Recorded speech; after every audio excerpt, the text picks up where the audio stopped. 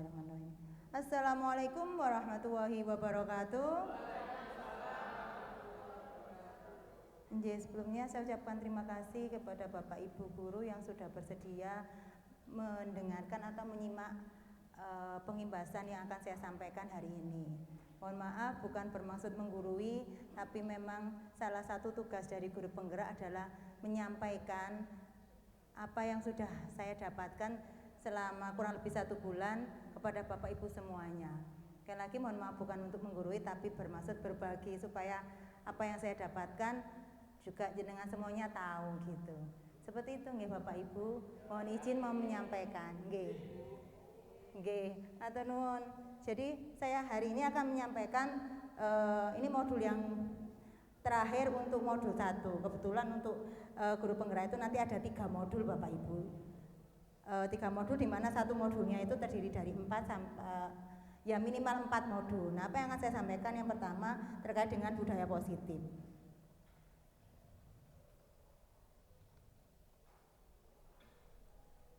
Nah, mohon maaf, hari ini ada 6 pokok bahasan yang akan saya bahas, tapi insya Allah singkat, padat dan jelas supaya bisa menghemat waktu kita untuk belajar. Okay.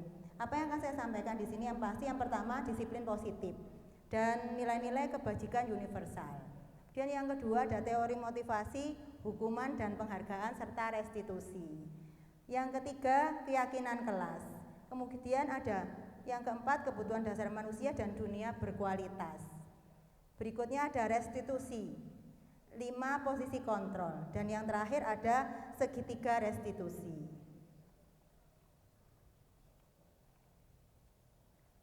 Nah, kemudian yang pertama akan saya sampaikan dulu apa sih disiplin positif dan nilai-nilai kebaikan atau kebajikan universal. Nah, monggo Bapak Ibu, ini kita agak bermain sebentar nih, bermain tentang kepalan tangan. Nah, mohon di tempat aja Bapak Ibu memikirkan atau satu tangan kanan aja dipikirkan satu hal atau sesuatu yang menurut Bapak Ibu itu sangat berharga. Kalau sudah jenengan kepal, jenengan pegang kuat-kuat di sebelah kanan atau di tangan kanannya. Bisa saya ulang lagi, jadi mohon jenengan semua membayangkan sesuatu yang sangat berharga yang jenengan punya, kemudian letakkan di tangan kanan jenengan dan pegang erat-erat. Sampun, boleh sesuatu yang menurut Bapak Ibu sangat berharga. Sampun, enggih. Kalau sudah saya minta tolong nggih Pak Yayang nggih. Saya minta tolong, boleh enggak saya pinjem yang ada di dalam kepala tangannya Pak Yayang? Enggak boleh. Kenapa kok enggak boleh? Sebentar aja kok Pak. Enggak boleh, kan ini kan berharga buat saya. Saya enggak minta kok Pak, cuma pinjem, lihat aja wis lihat. Saya takutnya rusak, Bu. Oh, takutnya rusak. Beneran ini pasnya enggak boleh. Lihat aja ngetep enggak boleh. Enggak boleh. Oh gitu. Nggih. Mohon maaf ya Bapak Ibu. Sekarang saya ke Bu Eca. Bu Eca saya pinjem juga. Boleh nggih Bu Eca nggih?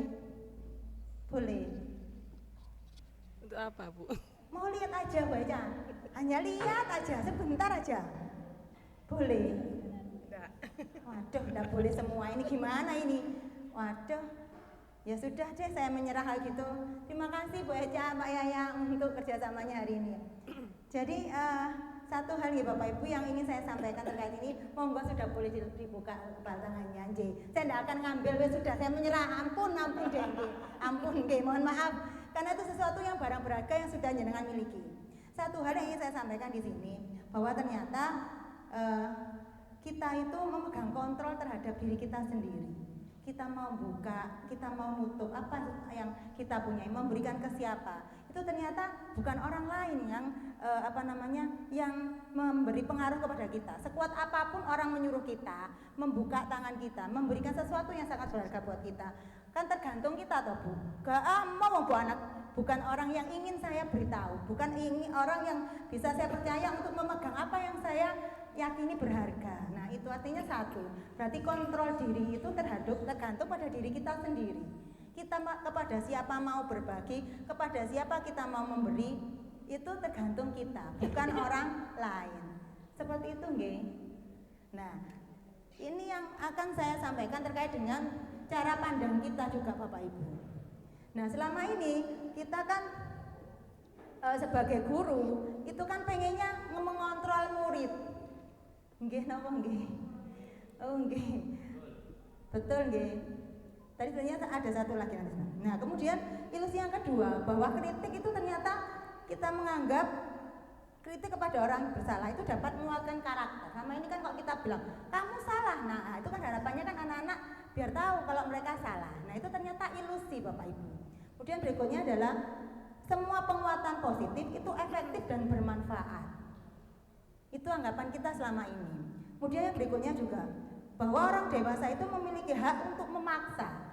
Nah ini anggapan kita, apalagi kalau non sewu nggih, kalau bapak gitu ya, orang tua laki-laki itu kan punya hak, nggak bisa, pokoknya kamu harus manut, nah kamu harus nurut sama apa yang dikatakan oleh orang tua, nah seperti itu.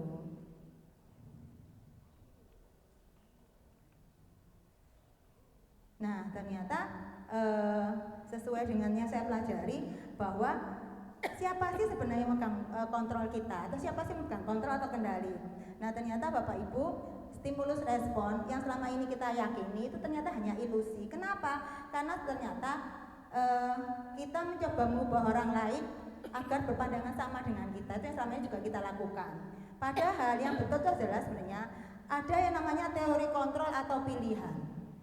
Sama anak-anak juga seperti itu. Artinya apa? Kita berusaha memahami pandangan orang lain tentang dunia. Nah ini yang perlu kita buka nih Bapak Ibu wawasan kita. Jadi ternyata kalau anak-anak buat kesalahan atau mungkin seseorang melakukan sesuatu itu kita harus memahaminya bahwa mereka punya sudut pandang tersendiri. Bisa jadi apa yang menurut kita baik, apa yang menurut kita selama ini itu benar, mereka atau anak-anak tidak menganggapnya benar. Nah seperti itu kita jadi harus membuka luas wawasan kita, pemandangan kita. Bagaimana sih mereka memandangnya itu juga ternyata perlu kita pahami. Nah seperti itu. Yang kedua, perilaku buruk itu dilihat sebagai suatu kesalahan. Nah ini kan juga yang selama ini kita juga melakukan, termasuk saya juga dulu awalnya gitu. Mesti kan iku lapo sih kok gitu, nah itu kan, iku salah dan sebagainya. Ternyata kita juga harus memahami apa sih tujuan mereka. Nah ini kita perlu menggali itu ternyata. Kenapa mereka seperti itu kita harus cari tahu. Nah itu perlu kita pahami.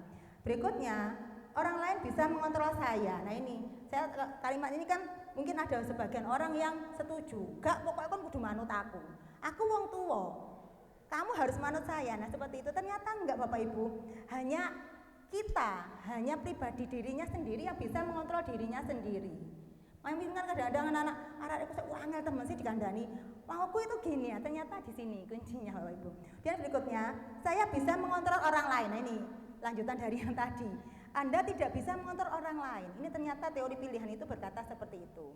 Kemudian berikutnya adalah pemaksaan ada pada saat bujukan gagal. Nah, ketika kita sudah memberikan pengertian ke anak gitu ya, ke orang lain gitu ya, supaya menuruti atau setuju dengan pendapat kita, pandangan kita. Kita kadang-kadang kan terakhir wis pokoknya kon gak gelem nanti begini kan gitu kadang-kadang ya Bapak Ibu. Ternyata itu malah tidak efektif. Yang efektif itu adalah kolaborasi dan konsensus. Jadi kita berikan pilihan-pilihan gitu. Seperti itu yang seharusnya kita lakukan. Kenapa? Karena model berpikirnya sekarang bukan menang kalah, tapi menang-menang. Jadi dia menang, kita juga menang. Maksudnya apa? Nanti akan kita pertajam atau perjelas di materi selanjutnya. Nah ini apa namanya? Yang akan kita pelajari hari ini apa ya, diagram konsep, bukan, peta konsep yang akan kita pelajari hari ini secara ringkas ini Bapak Ibu. Jadi Anda tidak bisa mengontrol orang lain, hanya Anda yang bisa mengontrol diri Anda sendiri. Itu akan menimbulkan makna disiplin sesungguhnya. Kemudian semua perilaku itu ini garis besarnya, semua perilaku memiliki tujuan. Oleh sebab itu nanti kita akan kenal dengan teori motivasi. Kemudian model berpikir menang-menang dan kolaborasi konsensus itu bisa menciptakan pilihan-pilihan baru. Nah ini nanti kenapa sih kok seperti itu? Ternyata dipengaruhi oleh posisi kontrol kita. Yang terakhir, realitas atau kebutuhan kita berbeda. Nah ini yang juga perlu kita pahami bersama Bapak Ibu, bahwa kita berusaha memahami pandangan orang lain seperti itu ya. Setiap orang karena memiliki gambaran yang berbeda. Baik, kita pertajam sekarang apa sih makna disiplin. Nah setelah selama ini kita mungkin beranggapan bahwa disiplin itu ya pokoknya harus manut, harus patuh, taat gitu nggih. Saya juga sama ini juga taunya gitu. Ternyata disiplin kata sebenarnya itu adalah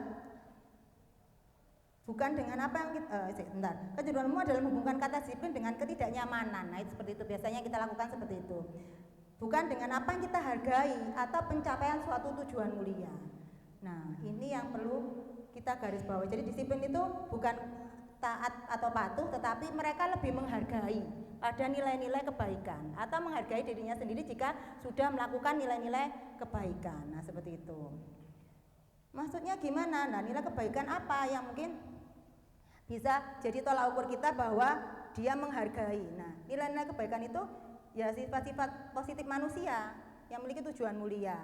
Contohnya adalah ini tanpa melihat ini Bu ya, Bapak Ibu, lintas bahasa, suku bangsa atau agama. Ini secara umum atau secara universal. Apa itu? Di mana setiap perilaku atau perbuatan memiliki satu tujuan. Ini menurut Dr. William Glasser.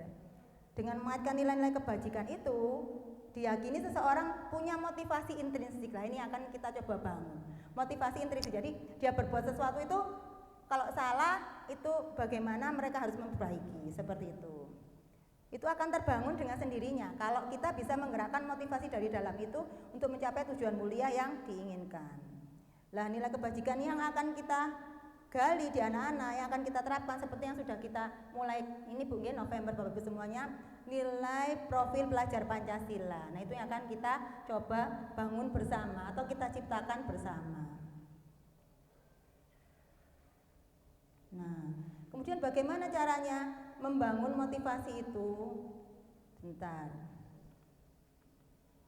Ini sebenarnya dari awal tadi.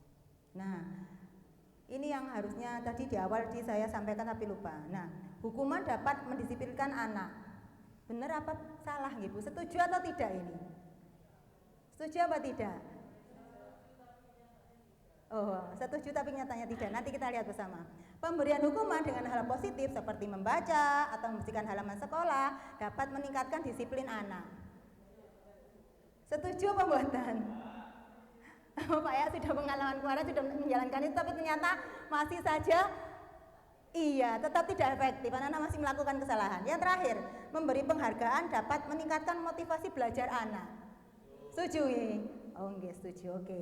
Baik, sekarang kita ke teori motivasinya. Nah, ternyata kalau kita bicara tentang teori motivasi, ternyata anak-anak itu melakukan sesuatu atau seseorang melakukan sesuatu itu ternyata ada 3 Bapak Ibu tujuan. Yang pertama bisa jadi mereka itu menghindari ketidaknyamanan alias hukuman. Jadi mereka melakukan itu, ya wes tak manut tak nurut apa yang katanya Pak Yaya Tapi mereka hanya pengen pokoknya aku sih gak dihukum gitu. Nah ini yang perlu kita waspadai.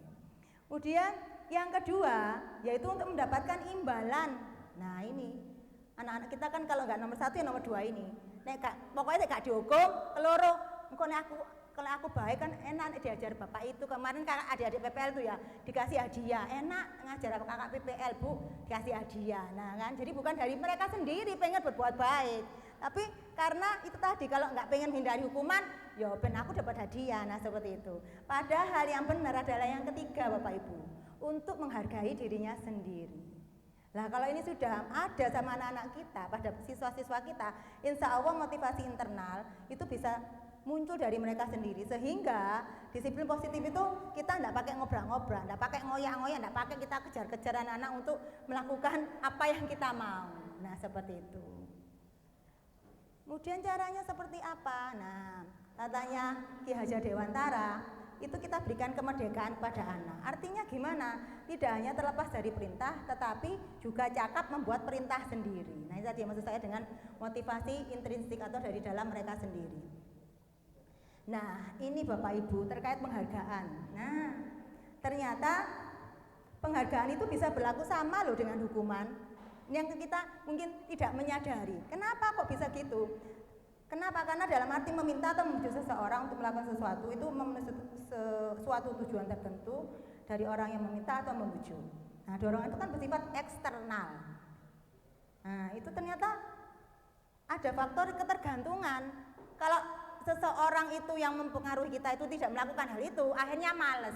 Contohnya tadi ya, kalau adik-adik PPL ngasih hadiah, anak-anak semangat belajarnya. Tapi kalau kita bapak ibu gurunya, apa enggak bu, salah nyeneni tok, wis aku diseneni tok, dikei hadiah, males. Nah akhirnya gitu. Jadi mereka mau belajar karena ada sesuatu, bukan karena kemauan dari dirinya sendiri. Nah ini ternyata pengaruh jangka pendek dan jangka panjangnya seperti itu bapak ibu.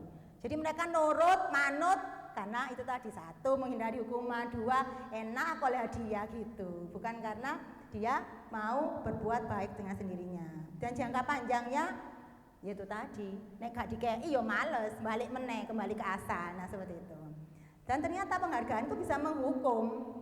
Artinya apa? Yaitu tadi, kalau misalnya penghargaan itu menghukum dalam artian gini bapak ibu, kadang-kadang kita kan kita sampaikan ini selamat kepada ini, nilainya selalu baik. Nah itu ternyata, atau dulu ada sistem ranking ya, sekarang alhamdulillah sudah nggak ada. Sistem ranking itu ternyata untuk sebagian anak atau sebagian orang itu merasa itu hukuman. Kenapa? Karena yang mendapatkan penghargaan itu saja yang untuk mereka direken, mereka nggak dianggap itu. Nah ini ternyata itu menghukum buat mereka. Alah percuma bu, aku ikut pelajaran, apa sih direken ya ikut toh. Aku gak direken, aku gak pernah diberikan kesempatan untuk maju atau tampil, buat apa? Nah ternyata itu ternyata bisa membuat hukuman gitu untuk teman-temannya lain, seperti itu. Nah ini yang juga kita kadang tidak sadari ya Bapak Ibu nggih. Dan yang ketiga, penghargaan mengurangi ketepatan. Nah ini 1-2 kali semangat dia ngerjakan tugas tepat waktu. Begitu sudah ketiga, keempat, alah paling kok aku oleh hadiah maneh, bapak cepet-cepetan, yang penting aku oleh hadiah, bener apa salah urusan buri. Nah seperti itu. Jadi ini ternyata penghargaan itu juga mengurangi ketepatan. Mereka pengennya cepat, pengennya dapat hadiah toh, tapi tidak sebenarnya belajar, tidak sebenarnya memahami materi atau pelajaran. Kemudian penghargaan itu jelas tidak efektif kalau seperti itu, ya kan? Kemudian terakhir, penghargaan bisa merusak hubungan. Nah ini kaitannya dengan penghargaan yang menghukum tadi nih Bapak Ibu. Ternyata ada gap, ada Bapak Ibu, ada kesenjangan ya antara anak yang sudah dianggap pintar sama anak yang mungkin belum nilainya dikatakan bagus. Nah seperti itu. Apalagi? Nah ini juga lanjutannya tadi ya, dihukum oleh penghargaan. Jadi penghargaan juga menurunkan kualitas. Jadi selain ketepatan, tadi juga kualitasnya jelas turun. Kenapa? Karena anak tadi hanya melakukan sesuatu kalau ada imbalannya. Dia juga bisa mematikan kreativitas, itu tadi. Pengennya cepat, pengennya dapat hadiah saja. Yang terakhir, mengurangi motivasi intrinsik yang saya sampaikan tadi. Jadi anak-anak tidak termotivasi dengan sendirinya.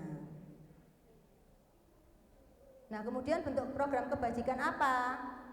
Dalam memberikan apresiasi pengakuan perlu diingat bahwa ternyata pengakuan itu bisa secara khusus, bisa secara pribadi, juga semua murid bergantian. Nah ini Bapak Ibu, jadi kita diupayakan untuk bisa memberikan pengakuan itu bukan hanya kepada siswa yang pinter akademis, mungkin seperti itu Kak boleh disampaikan ya, tapi semua murid.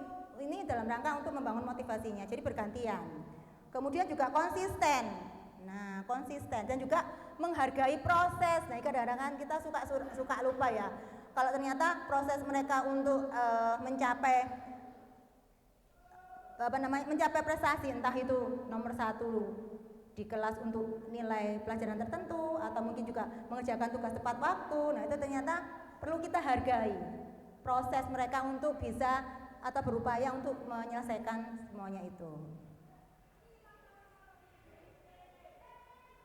Nah ini Bapak Ibu contoh pengakuan atau apresiasi kebajikannya. Misalnya kemarin saya perhatikan, nah ini nilai kebajikan ada rasa empati pada saat menolong murid baru di kelas kita. Jadi hal-hal kecil seperti itu ternyata itu bisa membangun motivasi intrinsik pada mereka, atau motivasi dari dalam mereka sendiri. Jadi mungkin yang secara akademik kurang tapi dia punya jiwa sosial yang besar, itu bisa kita dorong untuk termotivasi melakukan hal-hal baik lain, yaitu dengan cara seperti itu. Wah kamu bagus sekali ya, kayak tadi Mbak Riri memperhatikan anaknya. Oh iya, wah masya Allah temannya sudah pulang tapi dia mau membersihkan kelas sendiri ngepel, nah seperti itu. Atau tadi ada kelasnya juga, kelasnya 7G kalau nggak salah, jadi kelasnya Bu Mila. Itu juga ada anak juga masih membersihkan kelasnya. Itu mungkin besok kalau ketemu anaknya, waduh kamu pinter ya, kamu rajin gitu. Kemarin Ibu lihat kamu mau membersihkan kelas sendiri walaupun temannya sudah pulang. Nah, itu ternyata bisa membangun motivasi mereka untuk bisa melakukan hal yang lebih baik lagi dan yang lagi. Dia juga menghargai kepedulianmu lah, seperti itu juga bisa kita sampaikan seperti itu. Terima kasih ya, kamu sudah mau tanggung jawab. Terima kasih ya, kamu sudah mau jujur. Itu ternyata kalimat-kalimat seperti itu sederhana Bapak Ibu, tapi bisa membangun rasa percaya diri, kemudian untuk bisa membangun motivasi intrinsik anak-anak seperti itu. Kemudian, nah ini kita belajar gini Bapak Ibu, tindakan guru. Nah ini mohon maaf kalau mungkin ada Bapak Ibu yang pernah melakukan hal ini. Sekali lagi ini hanya kita belajar, hanya menyampaikan materi yang sudah saya dapatkan. Oke, kita lihat dulu yang kalimat pertama. Mencatat 100 kali di dalam buku kalimat. Saya tidak akan terlambat lagi karena terlambat sekolah. Oh, nggak usung. Hukuman apa konsekuensi itu kayaknya? Hukuman oh nanti kita lihat. Kemudian lari mengelilingi lapangan basket 2 kali karena terlambat hadir di sekolah. Hukuman oh siap. Kemudian yang ketiga, murid diminta push up 15 kali karena tidak menggunakan masker ke sekolah. Hukuman oke.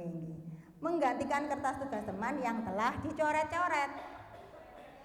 Konsekuensi yang berikutnya, membersihkan tumpahan air di meja tulis karena tersenggol pada saat belajar. Konsekuensi, murid disuruh untuk mengenakan sepatu seharian di sekolah karena tidak mengenakan sepatu hitam. Oh, keliru nih, mesti tipe nih mestinya. Murid disuruh tidak mengenakan sepatu seharian di sekolah karena tidak mengenakan sepatu hitam. Hukuman. Yang terakhir, lari mengelilingi lapangan basket 2 kali karena terlambat 10 menit untuk pelajaran PJOK. Waduh, PJOK ini. Iya. Konsekuensi apa hukuman Oh, konsekuensi. Kita cek sekarang jawabannya. Nah, ini jawabannya. Iya, Bapak Ibu. Jadi kalau hukuman itu lebih pada kalau hukuman itu mereka tidak melihat ini. Tidak melihat kesalahan anak sesuai dengan kontesnya, ya kan? Kalau olahraga telat masuk pelajaran olahraga, enggak apa-apa, mereka suruh lari. Kenapa? Karena pelajaran olahraga ada pelajaran lari. Nah, tapi kalau misalnya enggak ada pelajaran lari, kok ya anak-anak moro-moro dikon lari, nah itu ternyata hukuman, bukan konsekuensi. Kalau konsekuensi adalah lebih pada bagaimana mereka bertanggung jawab terhadap apa yang sudah mereka lakukan, bagaimana mereka memperbaiki kesalahan yang sudah mereka lakukan, seperti itu. Nah, ini Bapak Ibu secara detail perbedaan hukum dan konsekuensi, atau secara gamblang perbedaan hukuman dan konsekuensi. Di mana ternyata hukuman itu sesuatu yang menyakitkan Bapak Ibu untuk anak-anak, ternyata saya juga baru tahu. Sementara konsekuensi itu sesuatu yang harus terjadi. Seperti itu. Kemudian ternyata hukuman itu bisa membuat anak sakit, apalagi kalau fisik. Kita tidak tahu ternyata anak kita ada yang punya sakit sesek. Tahu-tahu kita suruh berlari, ternyata waduh bahaya ini. Nah, kalau konsekuensi itu membuat anak merasa tidak nyaman, tetapi dalam jangka waktu pendek, jadi nggak berlama-lama. Tapi kalau hukuman biasanya bisa berakibat jangka panjang. Kemudian anak membenci kedisiplinan. Nah ini, waduh, percuma, mesti aku dihukum. Aku mesti nanti suruh hukuman fisik lagi. Nah itu. Tapi kalau konsekuensi, anak menghargai disiplin. Kenapa? Karena tadi harus bertanggung jawab terhadap apa yang sudah mereka lakukan. Hukuman biasanya memaksa. Tapi kalau konsekuensi lebih pada tanggapan, diberi rangsangan dan menanggapi, seperti itu.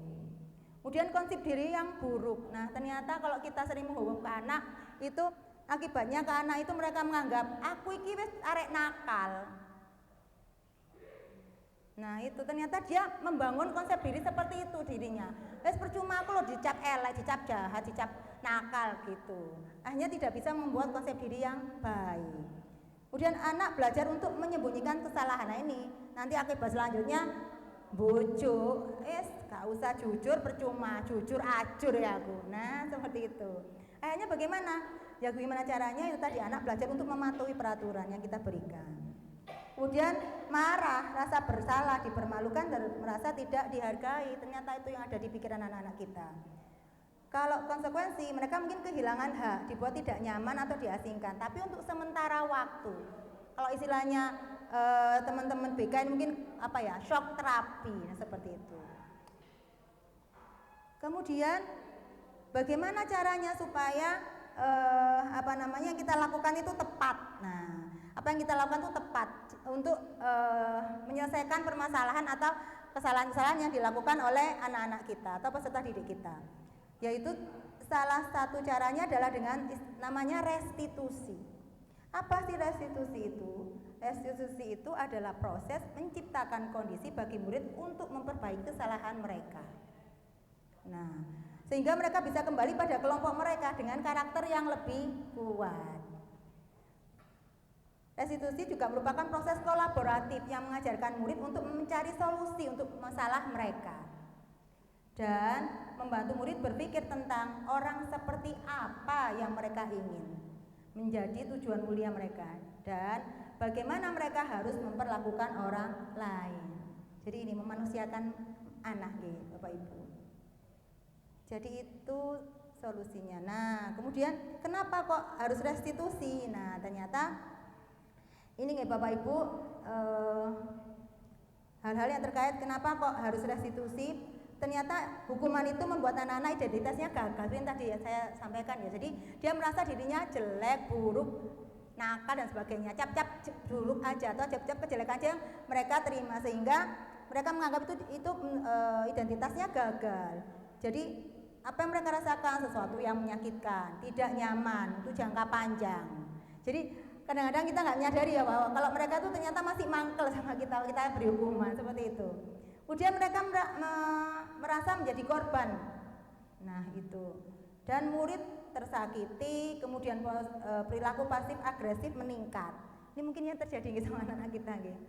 Kemudian sistem tidak akan berjalan bila murid tidak takut. Nah ini anak kita ya, bukannya tambah takut, tambah melete ya, malah ini malah ini menantang kita. Nah, kemudian berlaku hanya pada sebuah institusi, tidak berlanjut pada kehidupan nyata. Nah ini, jadi mereka seperti itu mungkin ya karena ada kita gitu.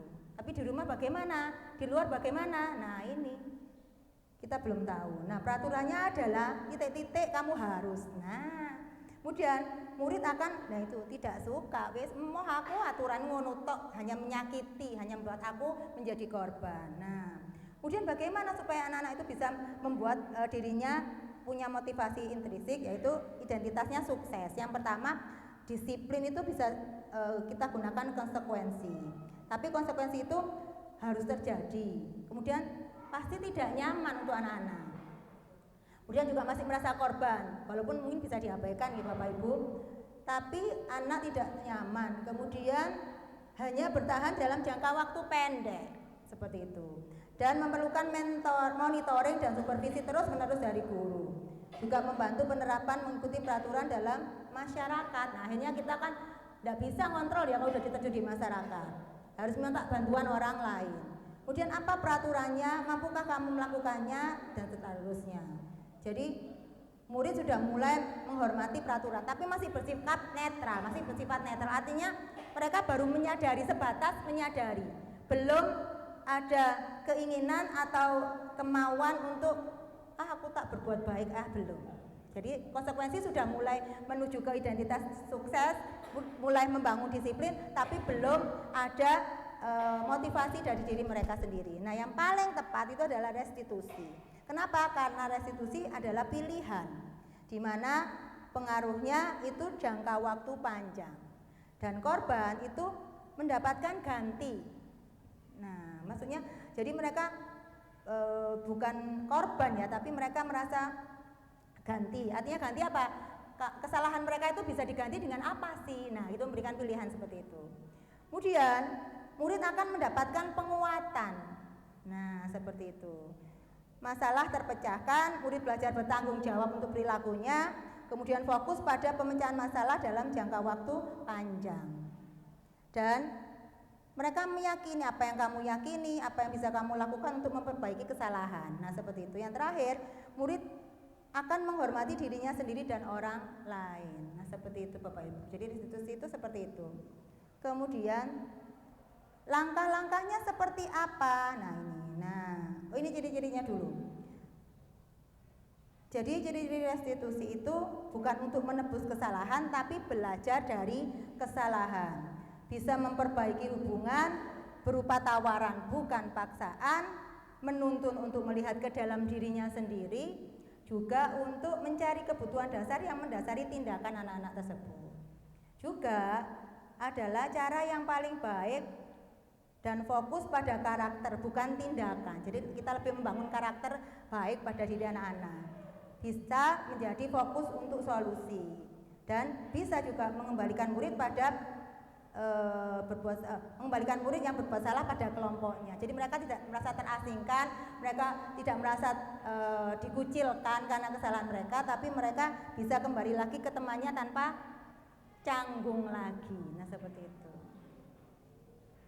Nah, salah satu caranya adalah Bapak Ibu, kita bikin keyakinan kelas. Ini sudah mulai saya buat, sudah mulai saya lakukan di kelas saya. Alhamdulillah, ya walaupun belum terlihat secara signifikan perubahannya, tapi alhamdulillah sekarang anak kelas 9B itu kalau saya panggil itu dia sudah tahu. Sini nak, iya Bu, saya mau pengakuan. Gitu langsung sekarang. Apa yang mau kamu kemarin habis ngapain gitu? Iya Bu, saya mau cerita gitu. Jadi mereka tanpa saya marah itu dia langsung marah, Bu, saya mau buat pengakuan gitu. Malah mereka yang datang ke saya. Seperti itu. Kenapa? Karena sudah bikin keyakinan kelas. Nah, kenapa kok keyakinan kelas? Karena ternyata peraturan saja itu tidak cukup. Harus keyakinan kelas. Apa bedanya keyakinan kelas dengan peraturan? Saya singkat saja supaya jenengan punya gambaran. Jadi, kalau peraturan kelas itu lingkupnya hanya di sini Bapak Ibu. Padahal kita butuhnya di sini di budaya positif. Jadi kita harus buat keyakinan kelas supaya ada lingkungan positif yang nanti bisa membuat anak-anak punya budaya positif. Nah, ini Bapak Ibu contohnya. Ada 2 kesepakatan kelas. Yang satunya lembaran sebelah kiri warna hijau, satunya lembaran kiri yang sebelah kanan berwarna putih. Menurut jenengan Bapak Ibu semua, mana ya yang keyakinan kelas, mana yang peraturan kelas?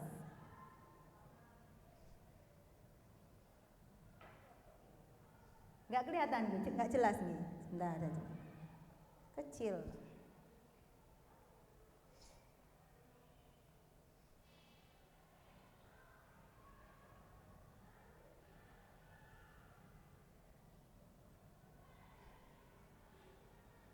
Nah itu, kalau kesepakatan yang sebelah kiri itu disampaikan bahwa kesepakatan kelas itu datang tepat waktu mengucapkan salam, kemudian menjaga kebersihan sekolah, dan berdoa sebelum dan sesudah kegiatan, aktif dalam pembelajaran. Itu yang sebelah kiri. Yang sebelah kanan, kami guru dan murid saling menyayangi. Kemudian kami murid yang semangat belajar. Yang terakhir, kami murid yang peduli. Gimana Bapak Ibu? Menurut jenengan, mana yang keyakinan kelas? Yang putih ya? Yang putih apa hijau? Iya benar Bu Dewi. Jadi yang keyakinan kelas itu ada yang putih. Kenapa kok keyakinan kelas? Kalau peraturan kelas itu hanya berisi aturan. Jadi kamu harus begini, kamu tidak boleh begini. Nah itu kalau peraturan. Padahal kita mau anak-anak itu meyakini dirinya sendiri, punya konsep diri sendiri bahwa mereka itu harus ngapain. Sini ternyata saya juga menggali itu dari anak-anak kemarin Bapak Ibu waktu saya membentuk keyakinan kelas. Ternyata anak-anak itu tidak tahu nilai-nilai kebaikan apa yang harus mereka lakukan kalau tidak ditulis, alias suka lupa. Nah seperti itu. Maka kita yang caranya adalah membuat kesepakatan kelas itu aturan. Sebenarnya peraturan juga Bapak Ibu, tapi di situ ada nilai-nilai kebajikan yang tertulis juga atau yang mau kita bentuk, kita inginkan pada anak-anak kita. Contoh misalnya kita ingin anak-anak kita saling menyayangi. Nah, seperti itu. atau semangat dalam belajar, atau peduli dan seterusnya. Kalau saya kemarin yang pertama adalah harus bersikap positif. Nah, seperti itu. Apa maksudnya bersikap positif? Ya jujur, disiplin, tanggung jawab, seperti itu. Sopan santun dan sebagainya. Pokoknya nilai-nilai kebaikan yang bersifat positif seperti itu. Itu yang pertama. Kemudian banyak hal nih Bapak Ibu. Yang pasti di situ aturan yang kita tambahkan di situ adalah nilai-nilai kebajikan yang ingin kita anak-anak atau yang kita ingin anak-anak itu ditunjukkan pada kita. Ya, bisa tunjukkan anak pada kita nilai-nilai kebaikannya. Kemudian seperti itu. Ini enggak usah. Jadi ini caranya supaya bagaimana kita kegiatan pendalaman materi tentang keyakinan kelas. Jadi ini mungkin lebih ke teknik ya Bapak Ibu. Teknisnya bagaimana kita membuat keyakinan kelas. Jadi kalau misalnya kita yang diterima dan dimiliki aja contohnya. Kami meyakini bahwa sangat penting untuk merasa diterima pada suatu kelompok dan saling peduli satu sama lain. Nah, seperti itu. Nah, ini contoh keyakinan kelasnya. Jadi kalau terdengar anak-anak hormat, satu orang berbicara, yuk saya bantu, kita bisa menyelesaikan ini bersama. Tolong ya, permisi. Nah, itu salah satu contoh bahwa mereka hormat kepada orang lain, kepada temannya. Ini salah satu kita ngecek ya Bu ya, Bapak Ibu, bagaimana sih pendalaman materi tentang keyakinan kelas mereka tentang sikap hormat atau nilai kebajikan hormat. Kalau perilaku, ya tersenyum ramah, kemudian sama kita juga sopan, nah seperti itu. Mengucap salam, seperti itu. Postur tubuhnya juga kelihatan nih, anak-anak sekarang kan nggak seperti itu. Kalau terlihat bagaimana mereka. Jadi kalau terdengar dulu, kemudian berperilaku, baru kita bisa amati. Nah, itu artinya terlihat. Jadi bukan hanya sebatas mendengar apa yang mereka sampaikan. Iya Bu, saya bisa hormat ke orang lain. Siap Bu gitu. Tapi juga perilakunya kelihatan atau tampak. Nah, seperti itu. Misalnya ucap salam pada kita, kemudian juga dengan cara membungkuk dan seterusnya. Nah, itu bagaimana kita ngecek keyakinan kelas kita, sudah diyakini anak-anak belum. Nah, ini salah satu contoh peraturan dan keyakinan kelas.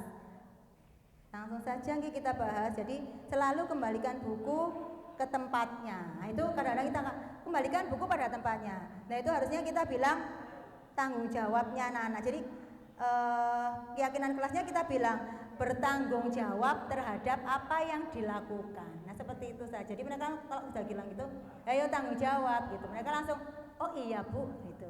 Jadi cukup seperti itu saja. Dilarang mengganggu orang lain. Nah, cukup kita bilang, yuk menghormati orang lain. Seperti itu kemarin saya bilang ke anak-anak. Apa wujudnya? Tapi tidak langsung seperti itu ya Bapak Ibu. Kita arahkan dulu buat peraturan kelasnya, kemudian kita tambahkan di situ ada keyakinan kelas. Kalau kemarin saya giringnya anak-anak gini, yuk kita identifikasi, yuk kita coba mencatat nilai-nilai kebajikan apa ya yang harus kamu tunjukkan di kelas gitu. Termasuk yang pertama, menghormati orang lain Bu. Iya oke, seperti itu. Contohnya apa menghormati orang lain gitu. Terus saya arahkan ke situ. Mengucap salam Bu, nah, seperti itu. Terus kemudian tidak mengganggu, tidak membuli dan sebagainya. Ternyata bisa seperti itu. Kemudian dilarang melakukan kekerasan, nah, itu juga termasuk tidak membuli. Nah, berikutnya adalah tentang kebutuhan dasar manusia. Nah, ini Bapak Ibu yang perlu kita pahami juga. Saya juga baru tahu setelah kemarin belajar dari guru penggerak.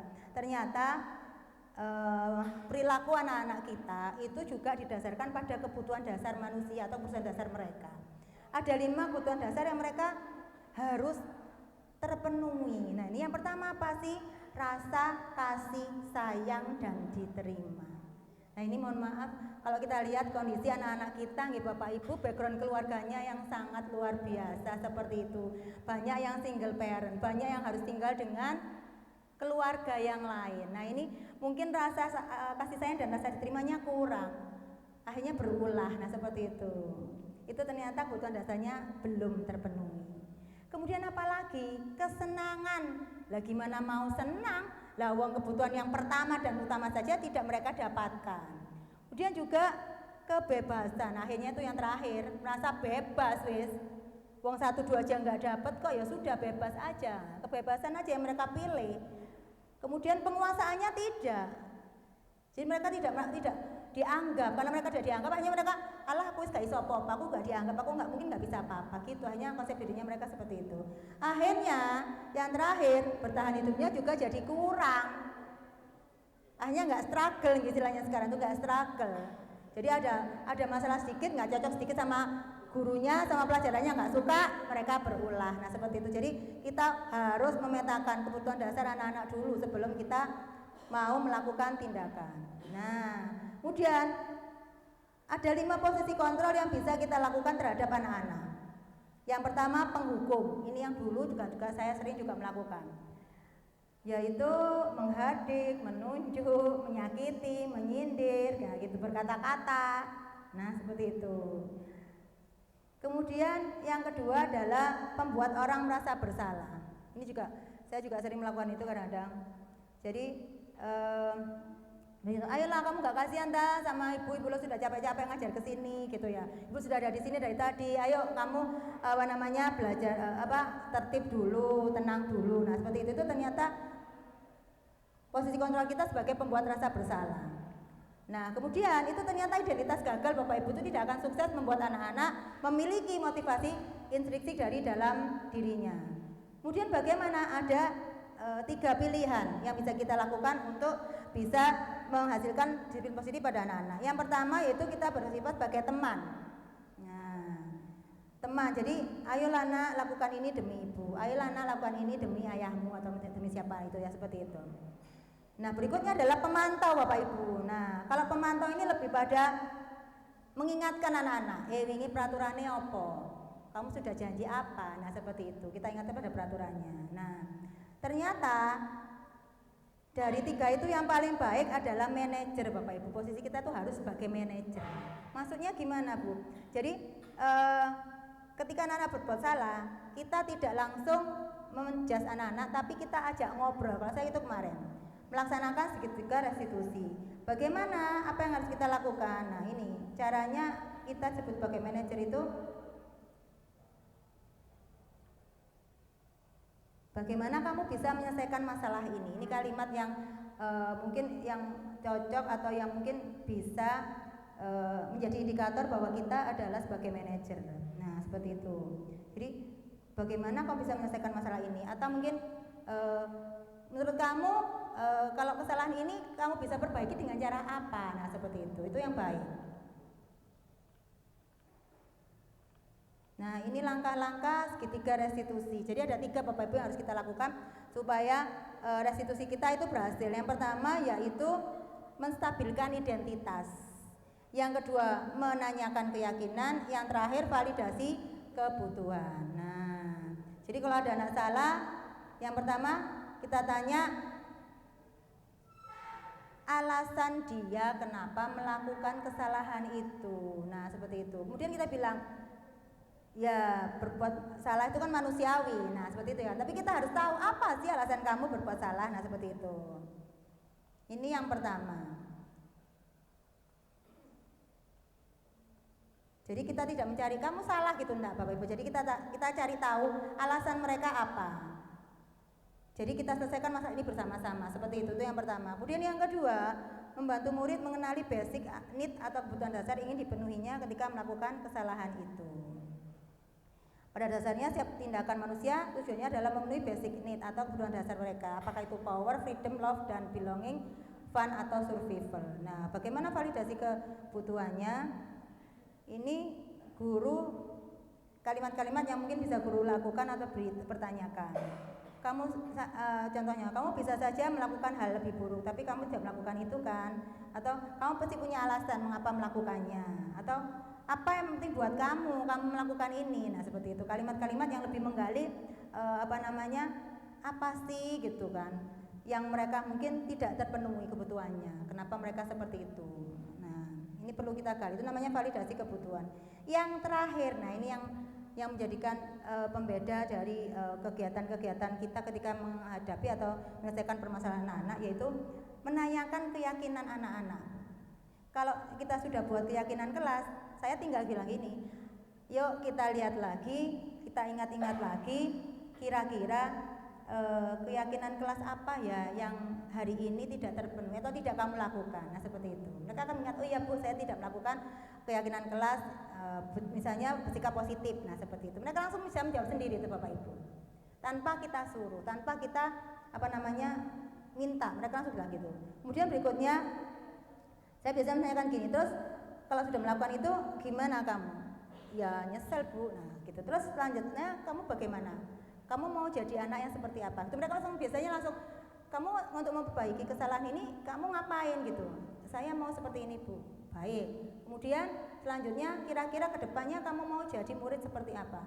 Saya maunya seperti ini Bu. Nah seperti itu Bapak Ibu. Jadi itu langsung mereka, saya juga kaget awalnya pertama kali mencoba melakukan segitiga restitusi ini. Tapi ternyata ya alhamdulillah sejauh ini tanpa saya minta mereka langsung pengakuan dosa dan langsung istilahnya gitu, langsung mereka menjawab sendiri, saya salah di sini Bu, saya kedepannya akan seperti ini. Itu tanpa saya Bapak Ibu ya istilahnya itu ya, mengarahkan atau menyuruh mereka, tapi mereka punya pilihan sendiri.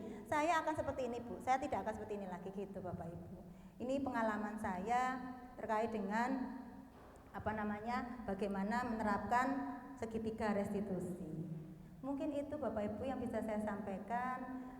Iya, mungkin dengan ini kita punya wawasan baru ya Bapak Ibu. Saya juga setelah belajar ini saya punya wawasan baru yang sangat banyak sekali terkait bagaimana memandang anak-anak ketika mereka melakukan kesalahan. Ternyata banyak hal yang mereka yang bisa membuat mereka itu melakukan kesalahan, terutama kebutuhan dasar. Nah ini kebutuhan dasar itu yang mungkin sangat kurang ya dipenuhi oleh anak-anak kita. Dan bagaimana kita mencoba membuat budaya positif di sekolah. Seperti itu nih Bapak Ibu.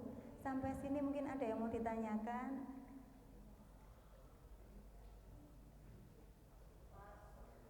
Baik, kalau tidak ada yang ditanyakan, semoga setelah ini saya dan Bapak Ibu semuanya, kalau saya sendiri karena tidak mampu, karena lingkungan positif, budaya positif itu, sekolah itu bisa dibangun dari Bapak Ibu jenengan. Monggo kalau misalnya nanti kita sama-sama membuat keyakinan kelas.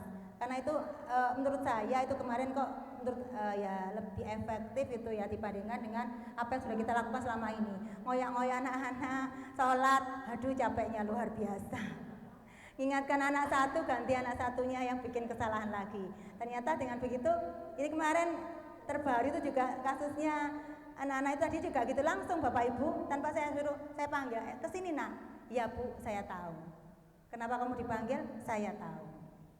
Jadi tanpa saya minta, mereka ada yang datang saya langsung, ada yang saya panggil. Ya Bu, saya mau buat pengakuan, gitu.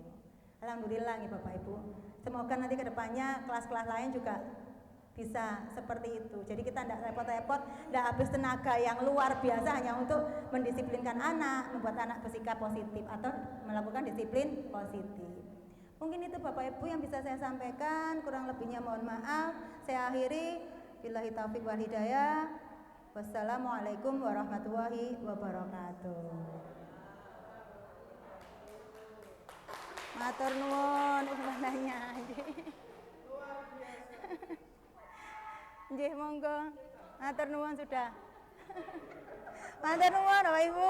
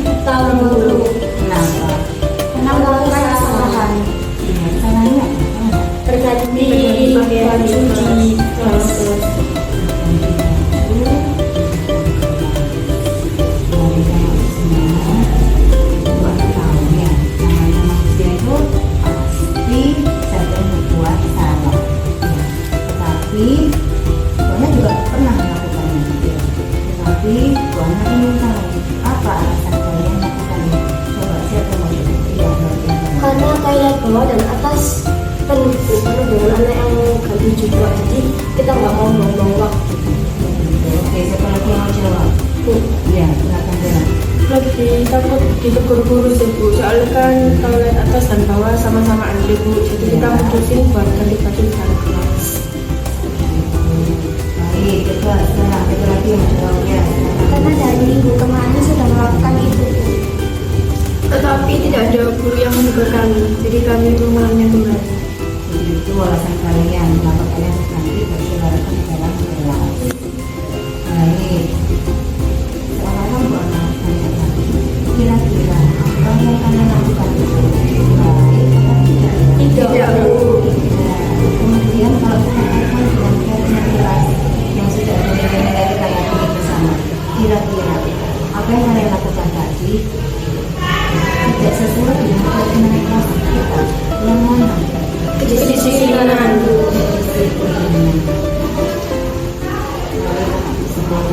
Semuanya sekarang mendisiplin kita. Kira-kira cara apa yang kita lakukan untuk Tidak mengulangi kesalahan yang sama setelahnya. baik sekali lagi ya Berganti pakaian itu. Mengaku salah dan meminta maaf Bu. baik biasanya Lebih mematuhi keyakinan kelas Bu.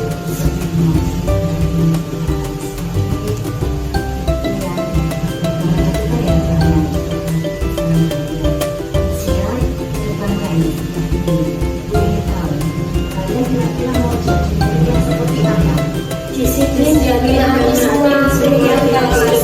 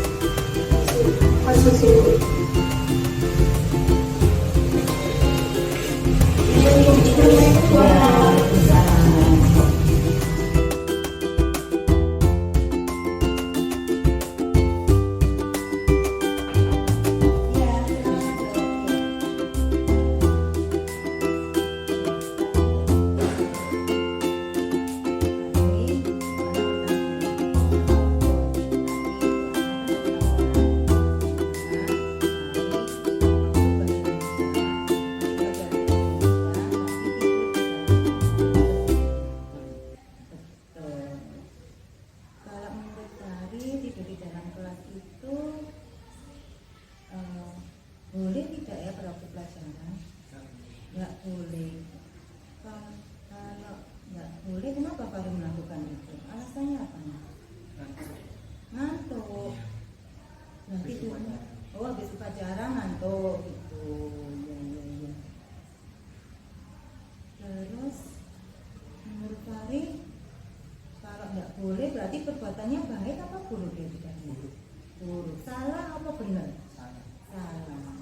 Oke, baik Hari, namanya manusia itu kan memang tempatnya salah ya kan. Bu Ana juga pernah melakukan kesalahan. Cuman Bu Ana ingin tahu kenapa kok sampai tertidur di dalam kelas itu? Oh, tiduran pas ketiduran beneran. Oh, seperti itu. Ya. Kalau boleh Bu Ana tanya lagi, Fahri masih ingat ya keyakinan kelas kita ya? Oh, tidak sesuai. Berarti kira-kira apa yang tidak sesuai di situ? Keyakinan kelas apa? Oh, tidak disiplin. Iya. Dan tidak disiplin apa lagi ya? Iya, tidak tertib. Iya kan, harusnya kan kalau ada pelajaran ada gurunya tertib mengikuti dan aktif dalam pembelajaran. Baik, kira-kira menurut Fahri sekarang bagaimana caranya Fahri memperbaiki kesalahan itu? Apa yang bisa Fahri lakukan? Tidak mengulang lagi, tidak diulang lagi. Terus tadi pelajarannya apa tadi? Bahasa Indonesia. Berarti gurunya siapa tadi? Bunuh. Sudah minta maaf? Belum. Berarti selain tidak mengulangi lagi di kelas juga minta maaf. Ya, seperti itu. Oke, Fahri. Kira-kira kalau sudah minta maaf, sudah tidak mengulangi lagi di kelas, ya kan? Kemudian kedepannya Fahri ini jadi murid yang seperti apa? Lebih baik lagi. Terus kalau kaitannya dengan tidur di kelas bagaimana?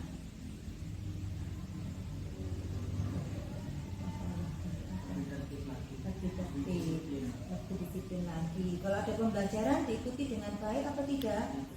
Diikuti dengan baik. Jadi itu ya harapan Fahri ya. Itu cara Fahri untuk memperbaiki kesalahan Fahri. Baik, Bu Ana menghargai usaha Fahri untuk memperbaiki diri dengan cara-cara tadi sudah disampaikan.